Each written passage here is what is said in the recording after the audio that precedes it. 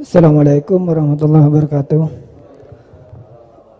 Mohon berkenan Gus, saya mau bertanya karena saya bodoh akan bertanya kepada yang pintar ini, biar nggak disalahkan.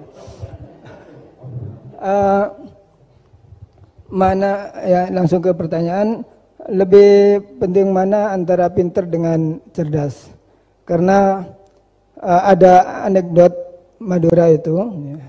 Karena orang Madura kan terkenal anekdotnya ya.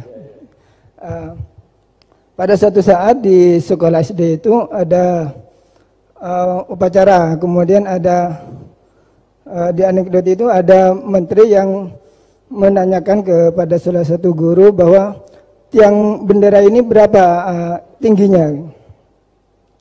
Oleh guru itu manggil murid untuk naik ke tiang bendera itu untuk mengukur tingginya tiang bendera itu.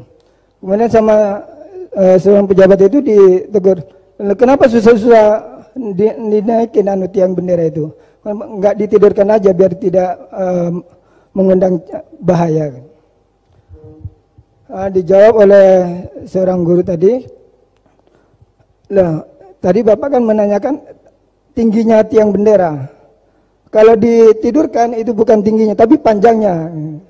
Nah, itu kan panjangnya bukan tingginya. Jadi kalau menanyakan tingginya maka harus dinaikkan dulu, diukur ke atas. Nah itu terkait dengan anekdot itu, saya bertanya itu ya penting mana atau lebih utama mana antara pintar dengan cerdas. Terima kasih Gus. Ini karena pertanyaannya anekdot, saya jawabnya juga anekdot. Itu kalau kita di pesantren itu gudangnya, itu kan biasanya korbannya orang Madura, tuh kasihan juga sama orang Madura. Itu kalau mereka ketangkep polisi ditanya, sudah tahu ini pelanggaran, tahu Pak? Kenapa tetap melanggar? Gak tahu Bapak di situ sih. Jadi itu kan cerminan pikiran kita semua. Kalau gak melanggar itu bukan karena takut aturan, takut ketangkep polisi. Sudah tahu kalau pelanggaran, tahu Pak. Kenapa melanggar? Nggak tahu Bapak di situ. Ribet kan?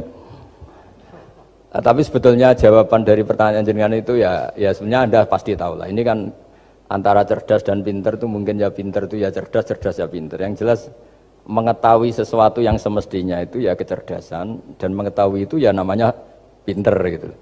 Cuma tadi yang menterinya memang tanyanya ketinggian, di mana-mana yang bentuk tinggi itu ya begini gitu kan. Kalau begini orang sudah bilang bentuk panjang gitu. Jadi ya dalam hal ini ya pinter dan cerdas anak SD tadi yang naik tadi. Karena ya tetap dia memang benar-benar ngukur ketinggian itu, bukan kedataran. Nanti lama-lama ini bukan panjang Pak, tiduran.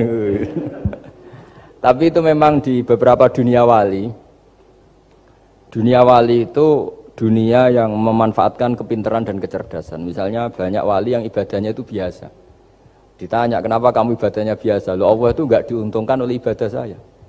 Ya sudah, saya ibadah standar saja lah yang wajib-wajib. Makanya di dunia wali itu lebih ngeri guyonannya. Ada seorang wali doa di multazam, ya Allah ampuni dosa saya, ampuni, dan ini tempat mustajab, saya berdoa supaya saya tidak dosa lagi. Itu jawabannya unik. Kalau orang tidak dosa, sifat ghafur saya nganggur nanti. Jadi saya ini ghafur itu pemaaf. Kalau nggak ada yang salah, lalu ini gimana ini? Nggak ada objeknya lah kira-kira gitu. Jadi hubungan wali dengan Tuhan dulu itu ya asik, karena ya memang agama ini datang dengan keasikan. Makanya disebut halawatal iman. Halawah itu nyaman, indah. Makanya Nabi itu kalau mensifati sholat, wa qurratu aini fi sholat, nyaman saya ketika sholat, karena Allah itu jamil, Allah itu indah, sehingga ya nyaman. Loh, saya itu kalau mikir mati itu Pak Rektor itu ya takut kadang-kadang, wah dikubur terus ditinggalkan gitu, ribet kan. Tapi kalau setelah saya ngenangen, dulu ketika saya janin di perut ibu ya nggak tahu cara hidup, ternyata saya hidup dengan cara yang saya nggak tahu. Wong bisnis agak bisa, kerja agak bisa. Kamu ketika jadi janin kan sudah ada nyawanya, sudah hidup. Kamu bisa ngelola hidup kamu di situ. Tidak bisa kan? Ternyata bisa hidup. Makanya Allah mengingatkan wa id antum ajinnatun fi butuni ummahatikum. Kalau kamu janggal hidup kamu di kuburan, apa kamu tidak pernah hidup di kuburan? Yaitu ketika kita masih janin di perut ibu. Kalau ibu kamu senang renang, ribet kan, sudah dalam perut, orangnya renang lagi. Udah gitu. Kadang-kadang ibu kamu sembrono sudah ada janin masih goreng-goreng. Kalau kepeletian gimana itu? Tapi Allah tahu cara ngelola kehidupan kita zaman masih apa? Janin. Ya kita hidup ya ada bayi yang gendut bahkan sampai disesar karena saking gendutnya. Wah itu bayi tauhidnya tinggi itu sudah tahu kalau yang ngurusi Allah ndablek saja dia sampai gendut. Ya artinya kalau sedang lihat itu ya sudahlah. Zaman saya hidup ketika janin ya tidak tahu caranya hidup. Ternyata ya hidup. Ketika kita jadi zigot, jadi apa masih mani, masih sperma, nggak tahu caranya jadi orang ya tahu-tahu jadi orang. Kita nggak tahu kenapa mani yang gitu ada jadi rambut, hidung, jadi macam-macam. Setelah besar ya tahu proposal, tahu bulat, macam-macam. Wah. Makanya kalau kiai itu pinter anekdot. Saya pernah disewani istri Pak Rektor, melarat sekali, melarat betul. Melarat jelek, kebetulan yang tanya saya itu jelek. Wah beneran ya kata saya. Istri perempuan, Gus suami saya itu miskin Gus, doain kaya Gus, supaya hidup saya itu enak. Terus tak guyonin. Nanti kalau suami kami kaya, pertama yang dievaluasi rumah Gus ganti ya, rumah diganti, mobil diganti, lama-lama yang diganti kamu. Karena apa? Rumah sudah bagus, mobil sudah bagus, yang nggak bagus itu kamu. Pasti diganti, tak jamin itu kata saya itu. Terus dia bilang, ya udah nggak usah Gus. Jadi untuk karena saya ini ya mikir, saya ini kiai kan jaga image, sampai saya doakan tidak mandi kan jatuh. Ya sudah mendingan itu, mendingan tak kasih pengertian itu. Kalau suami kamu jagain kamu ganti apa? Rumah kan, terus mobil kan, lama-lama dievaluasi apa?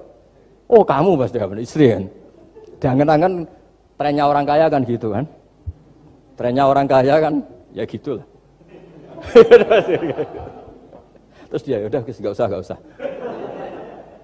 Jadi artinya itu kecerdasan, kiai gitu itu kecerdasan. Karena kalau doa tidak mesti mustajab juga kan? Udah kiai top gitu, doanya ngobos juga kan, ribet kan? Akhirnya ya sudah gitu aja. Ya saya kira demikian.